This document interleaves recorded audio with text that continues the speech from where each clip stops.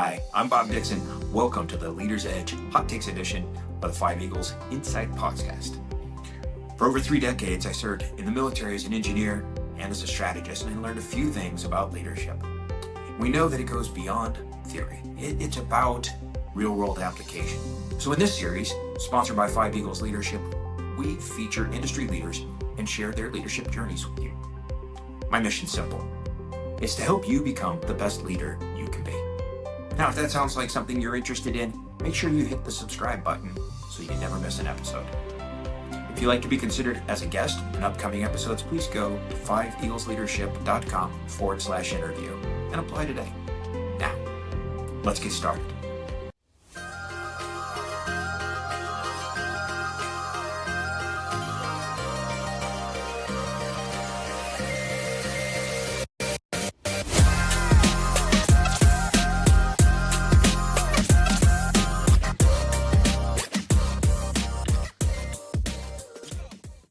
Hi, welcome back to the Leader's Edge podcast. Today's guest is James Farese with ReachLink. It's a telebehavioral healthcare company out of Boca Raton, Florida. James, thanks for being here. Thank you, Bob, for having me. I appreciate it. So this is, I love what your company does. I think your mission and what you do is so incredibly important in our society today. So quick, give us an overview of what your company does and kind of how you got to now. Yeah, so we're an online telebehavioral health platform. We, in essence, connect licensed mental health therapists with people looking for assistance with issues like anxiety, depression, workplace stress, relationships, etc.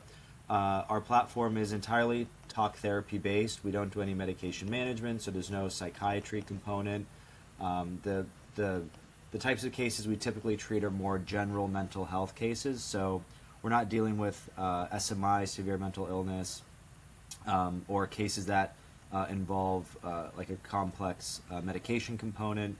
It's really more for people that situational depression, anxiety, maybe going through something at work or something in their relationship and they need some guidance or help or strategies on how to cope or get through that. How I got here, so my career in behavioral health started a little under 10 years ago in the substance use treatment field. So I was a partner in a brick and mortar facility that treated people for substance abuse issues. And in 2018, I started looking at telehealth as a way to connect members that have just done a 30, 60, 90-day episode of care, in-person treatment, inpatient treatment, looking for a way to keep them connected with the provider that they had just built some rapport with, right? So typically at that point in your life, you're changing all the people, places, and things in your life, and you're looking for people that can kind of help guide your path, and oftentimes it's that therapist, that provider that you just spent working with while you were in treatment. So that was the original thesis, is just to try to extend the continuum of care, or at least just stabilize that transitional process from institutional care back to wherever or to wherever that person was going. And launched in early 2019, originally just intended to be kind of a boutique aftercare solution for people discharging from treatment centers. About a year to the month after we launched, COVID happens, and it stuck around a lot longer than we thought it would. And fast forward to today, we built our own proprietary tech application. We have over 300 providers on our platform. We're in network with all the major payers nationally, Cigna, Aetna, United Healthcare, and some other ones. We treat over 5,000 cases a month, and we're growing. And we've really kind of, in terms of like differentiating what we do, we've really focused on the provider experience. We think a positive member experience is downstream from a positive provider experience. And so when you think about our model, if you compare it to something like Uber, the provider kind of signs in, does the session, signs out. We handle everything else. So we do all of the insurance interface in terms of credentialing their contracting the provider, billing the insurance claims, claim follow-up, customer service with the member. We built a lot of clinical tools that help the provider write their notes faster and more efficiently, and we do a lot. So really what we try to do in essence is we try to take all of the administrative work out of being a provider so that the provider can just focus on what they went to school for and what their passion is, which is being a great provider.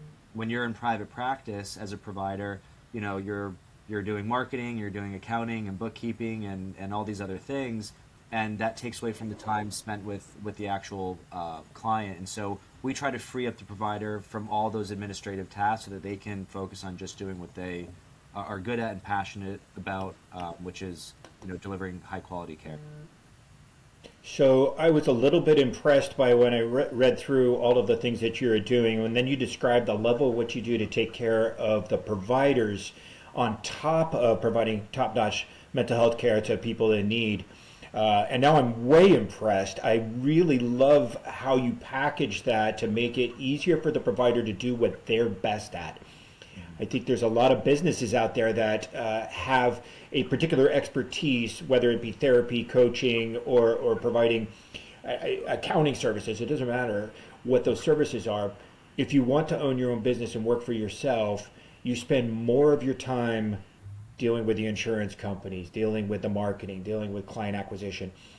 So if you can take that away, that burden away from the providers, so that they can concentrate on their superpower, which is helping their clients, you're providing an incredibly valuable service, not just to the clients themselves, but for the providers to make everybody's life a little bit easier. So, wow, well done, you. Thank you. Thank you. That's It's awesome.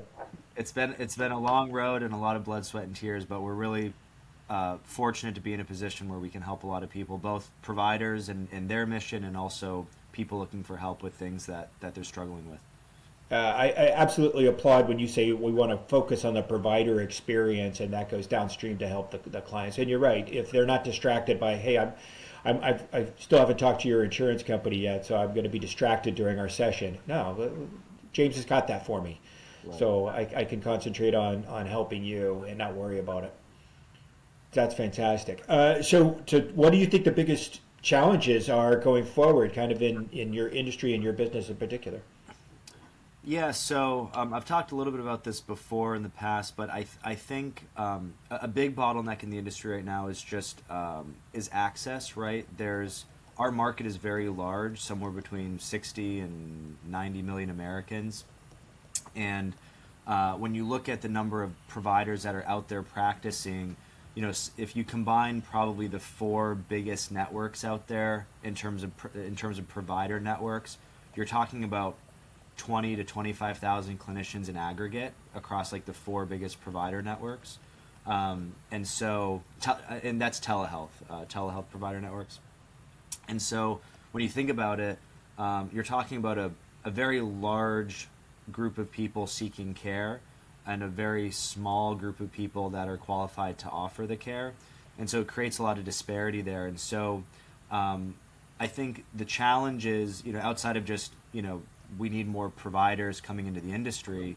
I think ways that telehealth platforms can create efficiencies in their provider networks, faster access to care, more streamlined insurance operations, clinical efficiencies to decrease episodes of care. So how do you reduce a treatment episode from 15 sessions to 10 sessions, right? Or anything that can be done to create efficiencies in these networks while still maintaining high clinical output, I think is really really hard. But where the value is, and those are the challenges that I think a lot of the companies out there are facing right now, is just making sure there's enough supply to keep up with demand, so to speak.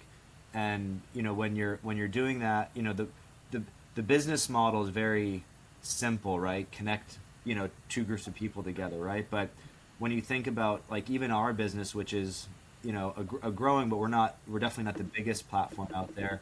We deal with 66 different insurance companies every month. We're scheduling people across 8 different time zones.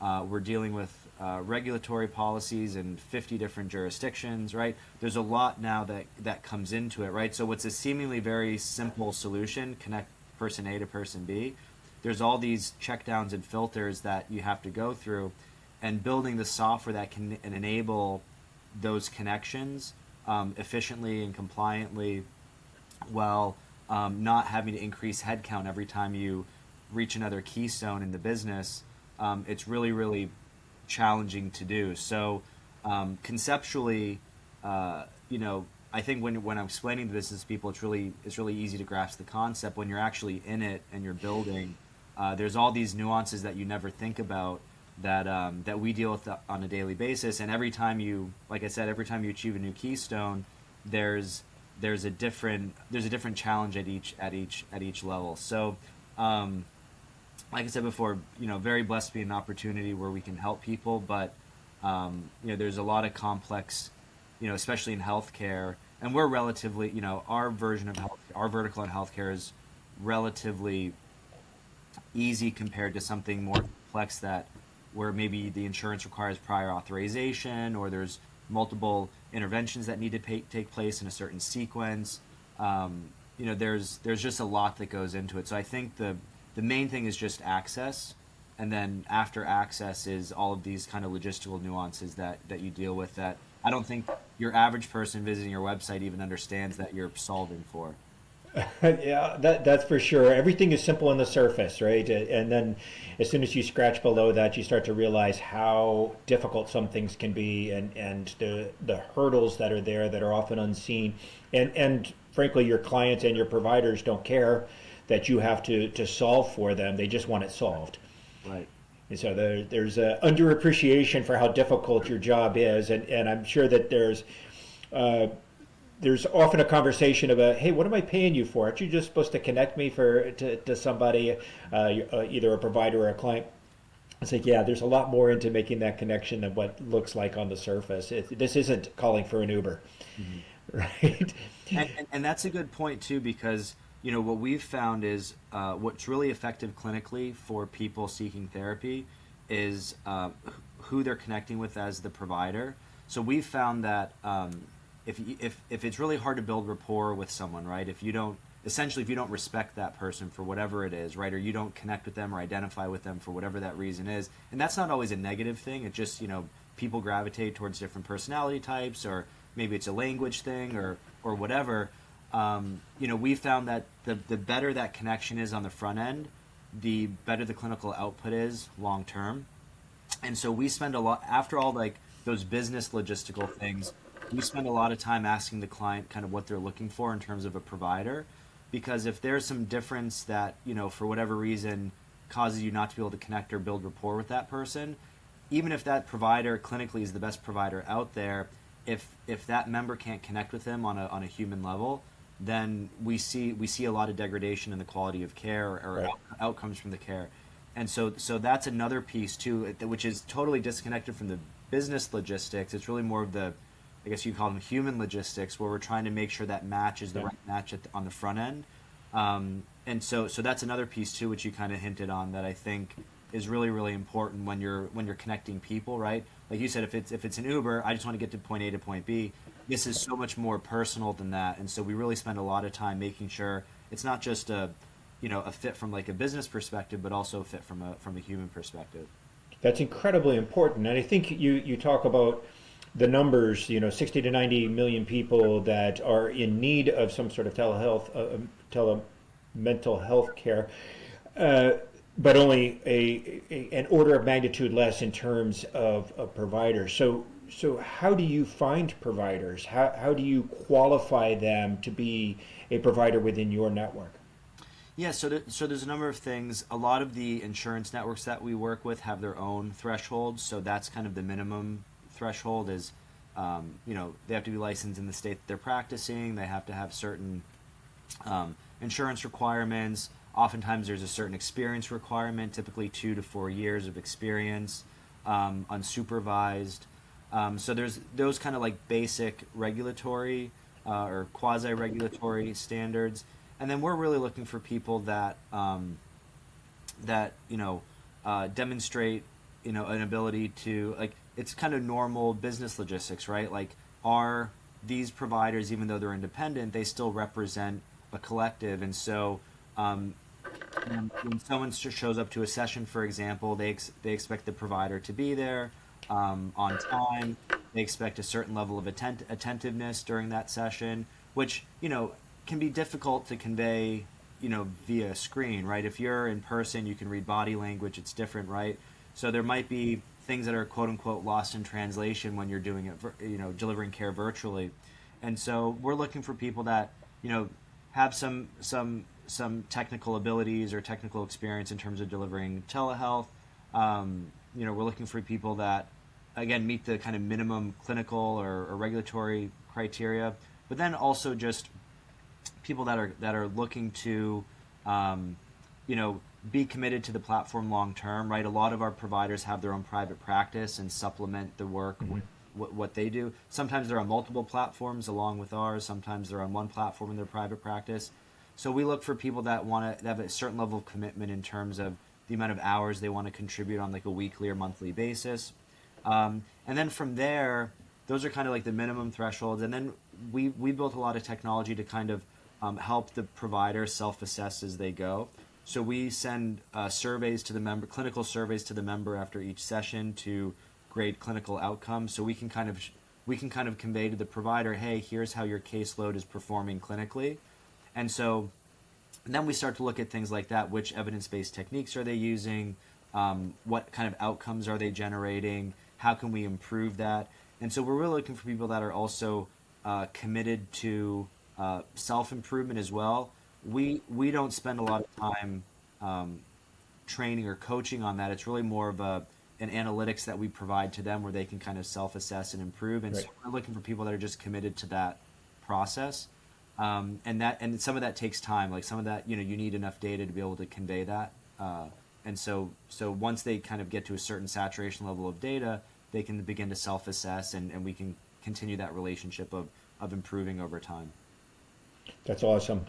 So obviously, in building this thing, you've had to overcome a ton of obstacles, and every state's a little bit different. So the obstacles in each of the states that you expanded into has probably presented its own challenges, as well as dealing with multiple different insurance companies and their networks that have their own sets of bureaucratic stumbling blocks that have been presented to you.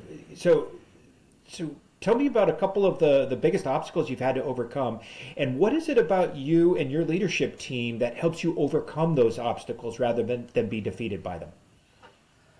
Yeah, so I think they've been different challenges at different phases in the business. So kind of early on, we started with off-the-shelf software, and we migrated to a different off-the-shelf software a number of times.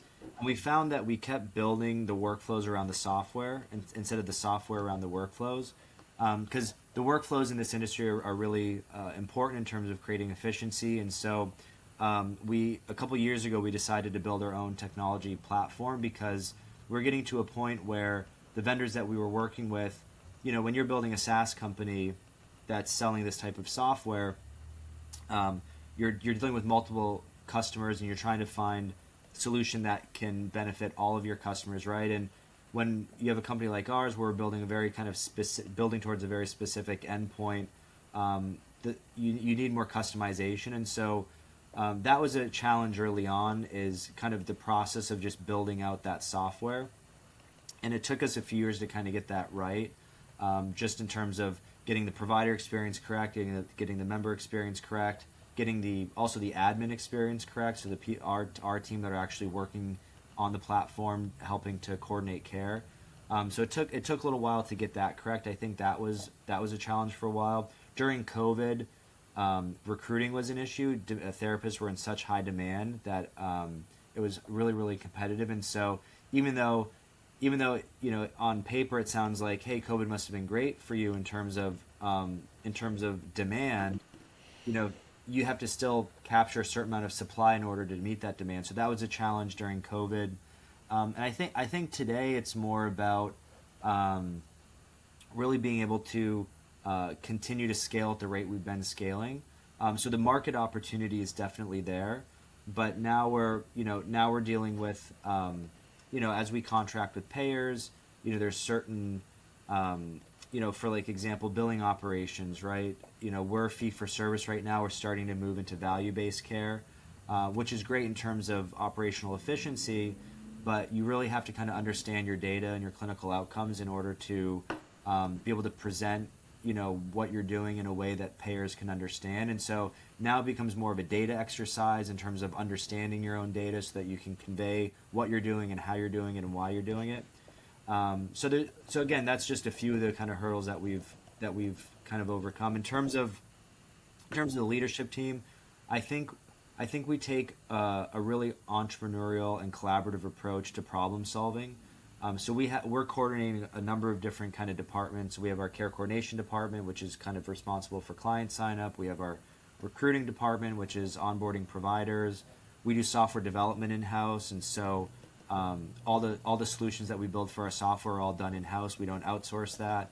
All of our lead generation is done in house, and so when you're coordinating, for example, which states you want to target for recruiting, you really have to look at your marketing data and sign up data, understand, okay, which states do we need to double down in, where are we seeing more demand that we need to coordinate to hire more recruiters. Or when you're taking all those departments and you're building internal tools, software tools, conveying that in a way that the software development team can understand to build the most effective solution becomes really important. So it's really more, I think, it's an exercise in logistical and operational efficiency, and building. I think it's really building the processes around how, because every time you reach a certain kind of growth milestone, your systems and processes break, and then you have to build new ones. And so it's really more an exercise of kind of understanding why things are breaking, being able to devise the new solution that's the correct solution, and then even though that might be the right solution, you still have to implement and execute on that solution. And so being able to keep that same level of collaboration while still growing the business, it just becomes the easiest way I can say it is a logistical exercise in operational efficiency and how we approach that, where everyone kind of feels like they're a stakeholder. There's a lot of meetings where there's disagreement and we're hammering things out, and we stay in the room until we get to the solution. But I think that's important as you're solving really complex problems and also creating buy-in from your team. And so it's really a collaborative effort in terms of identifying what the problem is, identifying what the correct solution is, making sure there's buy-in to that solution, and then actually executing on that solution. And I feel like every quarter that's a completely new exercise that we do from scratch. Well, I think that's, living in a 90-day world, 90 days is somewhat predictable. Anything beyond that is really just speculative. And so if you're dealing with the toughest issues in front of you as a team, and you have one person that's integrating all of those different functions, then you have a recipe for success. And if you're trying to implement something that's a 5-year thing, and let's just keep that long-term goal in mind, that's great to have a vision, but you live in a 90-day world. And so I love the way that you're talking about collaborating across the different functions that take place in there, because that's a key. You can't have recruiting out in front of demand. You can't have demand too far in front of recruiting. You can't have operations outrunning your sales. And if you don't have admin and finance sorted out, you're not going to pay your bills or your providers and get your accounts receivable taken care of. All of that stuff has to function together as a management leadership team, and it sounds like you've got a great recipe for it. So that is awesome. Listen, I love what you do. I think it's very timely in the marketplace, and I hear what you're saying about COVID being difficult in terms of recruiting, but I think the cultural shift within the country of, let's recognize that we have a mental health issue. Let's get rid of the stigma of asking for help. Let's be willing to connect with providers who are willing to help us through those problems. And then let's leverage technology to be able to connect with those things. I think that you've combined all of those things together into something that's a winning recipe. And then to put together the infrastructure, the processes, and the right people in the right seats is a fantastic recipe that is going to serve you incredibly well in the coming years. So kudos to you for that. Thank you. I appreciate that. I really do. Awesome. So quick, tell us how people can contact you, whether they're a provider who wants to become part of your team or if they are a client that is looking to connect. Yeah, so the best way is probably our website, reachlink.com, reachlink.com. There's pathways to sign up there. You can also call in if you want someone to help kind of walk you through the process, whether you're a potential provider or a potential member. Our care coordination department is really well equipped in answering questions about insurance, therapy in general, kind of what the offering is, what to expect, which is, I think, a unique selling point a lot of other platforms don't offer. A lot of them, it's digital only. And so we really are excited about the fact that we can offer that, where you can actually call in and speak to a live human that can walk you through the process. So that's probably the best way if you have more questions, or if you just want to learn more. Our website is reachlink.com. Fantastic. Well, thank you so much for being here today. Our guest has been James Farese at ReachLink. And if you need to get in touch with him at reachlink.com is your best place to do that. And listen, if you need help, get help. And this is a great place to get started. And if you're a provider out there and you're looking for a way to connect with clients in a way that's going to be advantageous for both of you, hop on reachlink.com, get a hold of James, and you'll be off to the races. James, thanks so much for being here. Thank you, Bob. I appreciate it.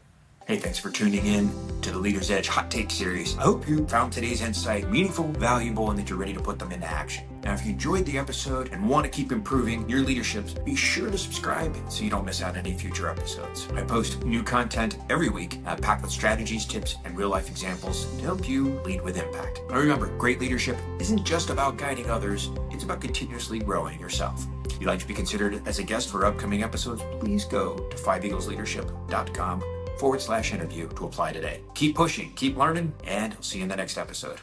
Be awesome.